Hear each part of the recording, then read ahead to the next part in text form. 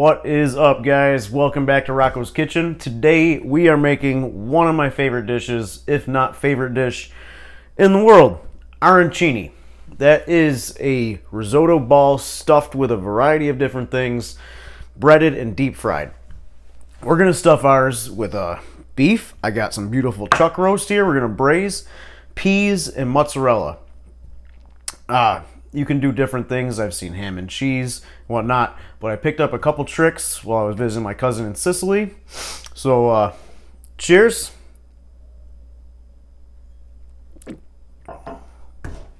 Don't forget, like, subscribe so you don't miss more of these awesome videos, because they're going to keep coming. And let's get into this. To braise our meat, I got a 3-pound chuck roast here. Then I got some dry wine. We're gonna use about a cup of that. Some chicken stock, about a cup of that. A can of crushed tomatoes. It's a 28-ounce can.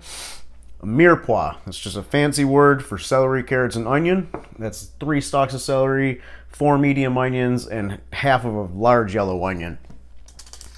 I got 2 bay leaves, 5 cloves of garlic. We're gonna use about a teaspoon of cinnamon, ground cinnamon. And add a really nice flavor. That's all we're going to use to braise it. Season with a little salt and pepper as well on the meat. And then at the end, we're going to mix in some peas. And finally, when we stuff the risotto, we're going to add the mozzarella. But this is going to have to braise for about 3 hours. We're going to get that started, and then we're going to start our risotto. So, I got my Dutch oven behind me going on the stove. Just season this meat up pretty good with some salt and pepper. And we'll be ready to start. Ready to go.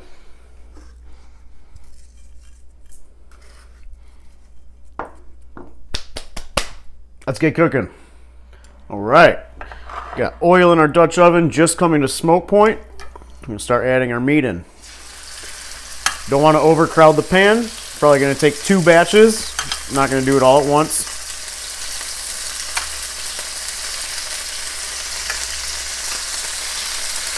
We're going to let that sizzle away. We're going to brown each side of that meat. Just a couple minutes each side. Our meat has been beautifully browned, and that is sitting on the side. It's time to add the mirepoix. Again, that's just your celery, carrots, and onion.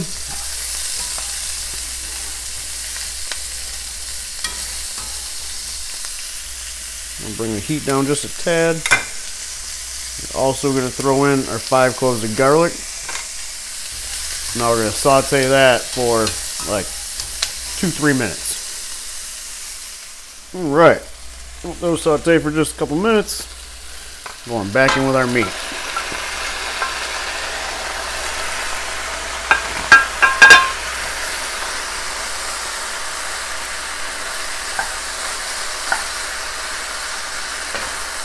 A little stir.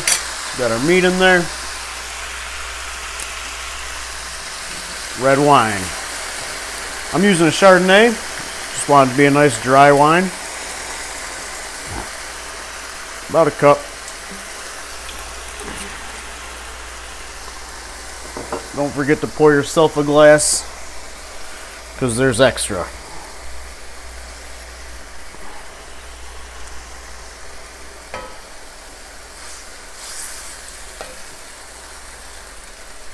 Stir for just a minute.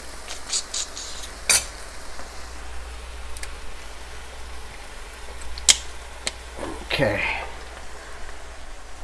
We got our crushed tomato.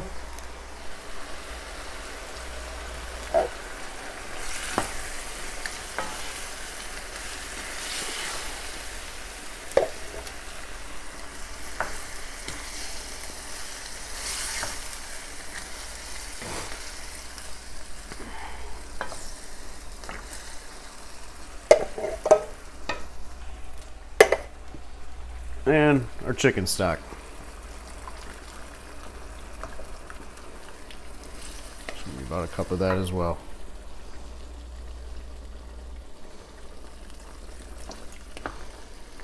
That already smells fantastic. But after it sits in the oven at 300 degrees for about 3 hours until that meat's just falling apart, then it's going to be amazing. Now we're going to go in with our 2 bay leaves. And I'm just doing about a teaspoon of cinnamon here. You don't need a lot of that, but it is going to add a really nice flavor, a lot of depth.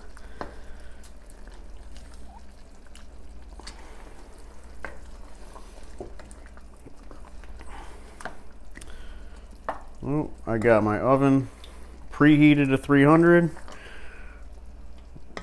I'm going to do, stir this around a little bit, throw the lid on, throw it in the oven, and then we're going to get into our risotto. Before we start our risotto, just so you know, I said Chardonnay. It's actually a Cabernet that I used in that guy. All right, time to make risotto. For that, we got arborio rice. It's just medium grain rice, wide rice, real starchy. That's what makes it nice and creamy. Also the way we're going to cook that. I got some chicken stock. The other half of that onion, small diced. We're going to start and finish it with butter. Also finishing it with Parmesan cheese. And going to add a pinch of saffron and a dash of turmeric to the stock that we're going to be adding to that as we cook it. So I'm going to get this simmering, the stock simmering, with the saffron and the turmeric, and then we'll start the risotto. So I got my stock on, and just put about half a teaspoon of turmeric in there with that pinch of saffron. And let that come to a simmer, and we'll start our risotto. Okay, I got 4 pads of butter in this pot melted. We're gonna add our onion.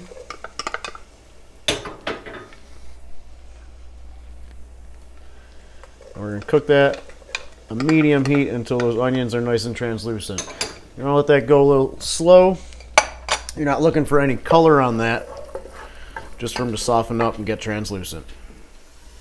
Our onions are good. We can go in with about 2 cups of this arborio.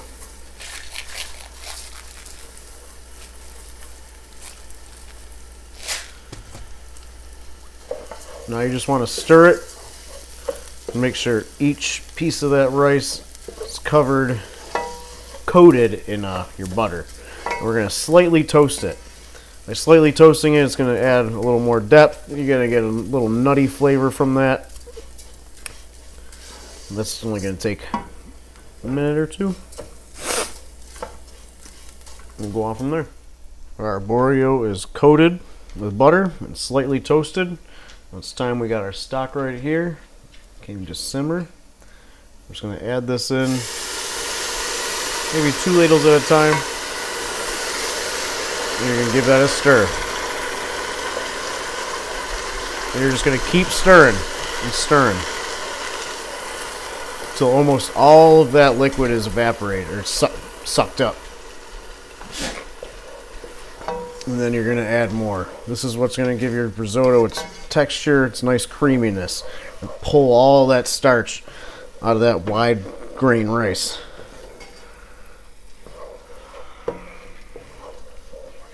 See that? See how beautiful that is? How bright that is from the saffron and the turmeric? It's going to give you a nice, bright yellow, delicious risotto.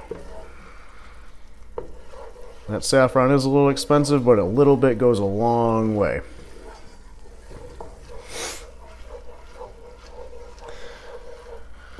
Okay, so we're just going to keep doing that and keep stirring the whole time, adding it until it soaks it up.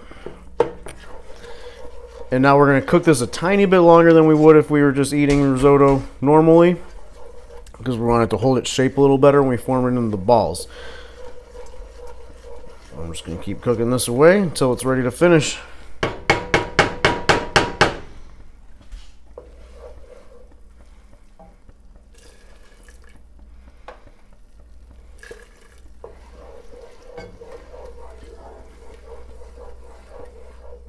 Our rice is ready to go. So, I'm going to add our cheese. There's about a cup and a half of that Parmigiano Reggiano. Stir that in. We got a couple more pads of butter. So just make it nice and silky.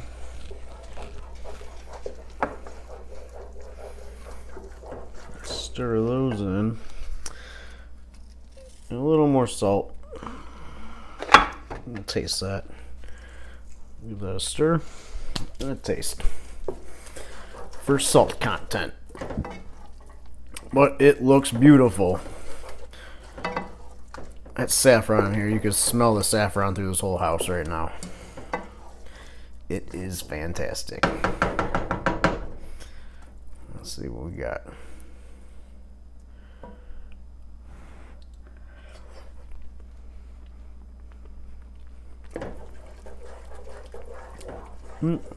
Maybe pinch more salt. We're good. That is amazing.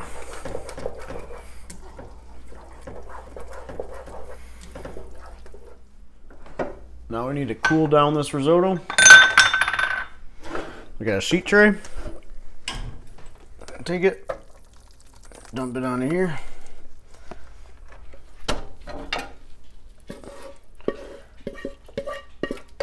Scrape out all that goodness.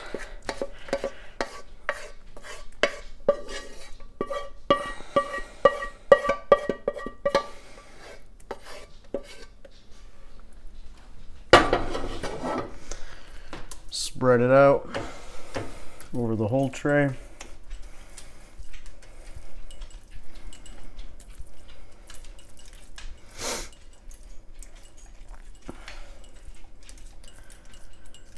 There's a lack of that.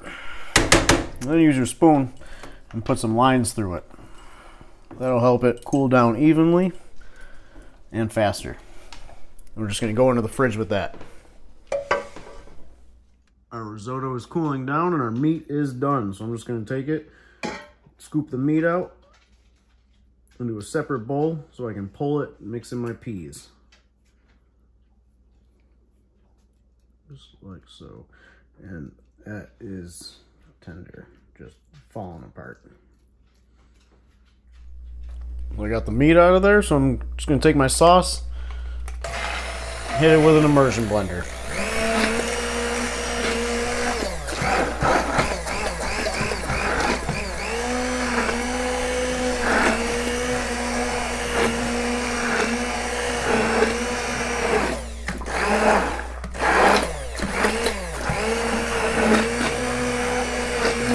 You don't want to let all that beautiful braising liquid go to waste.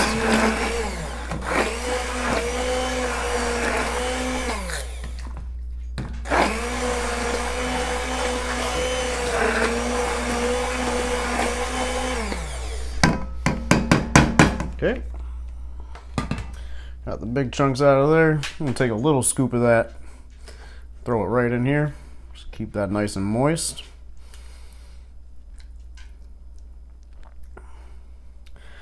And then you can use that for pasta. You can serve it with your arancini. I don't think traditionally it's not served with sauce, but what the hell. Great with some pasta though. So now, got it mostly pulled. Look at that. You just take 2 forks, pull that meat, it falls right apart. It's right apart.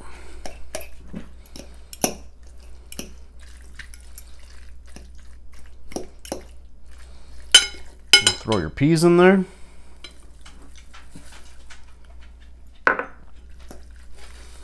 Just give that a stir. And your stuffing is good to go. We have our risotto cooled down, our filling cooled down, and our mozzarella cubes. So we're just going to take a scoop of this risotto here.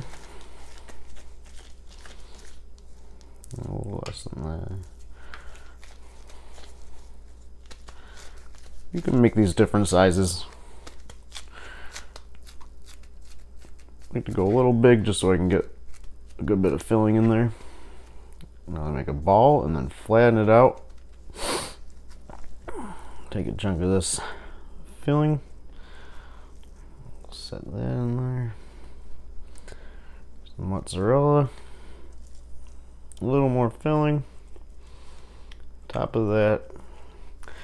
And then just like to push it down while I work the risotto up. Make some nice walls. I also like to use gloves while I do this because of the turmeric and saffron in that risotto. That'll stain your hands pretty good. I'll end up with yellow hands at the end. All right. That's it. Stuff the rest of these and it'll be time to bread them. Now that you got these big beautiful balls, it's time to bread them. We got flour, egg wash, breadcrumbs. Just gonna take our ball, set it in the flour, get it nice and coated, pat off extra flour. We go into our egg, get it nice and coated, let any excess egg come off. Oh, make sure it's all on there. Into the breadcrumbs. I also got my fryer in the garage heated up to 350 degrees right now. Which if you don't have a fryer, you can definitely just do these, fry them in a frying pan on the stove. We're going to bread up the rest of these balls and get to frying. Our fryer is at 350. I'm just going to fill this basket up. Keep a little room in between.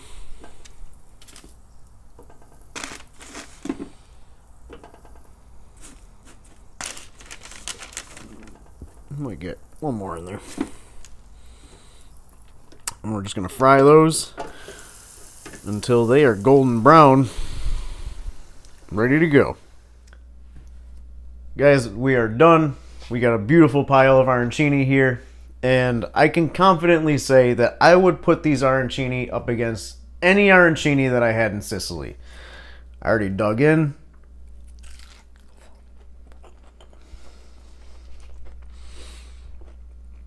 And that is amazing. So, takes a little time, a little patience. Stick with it. I promise you it's going to be one of the best things you ever eat in your life. Cheers. And I'll see you next time.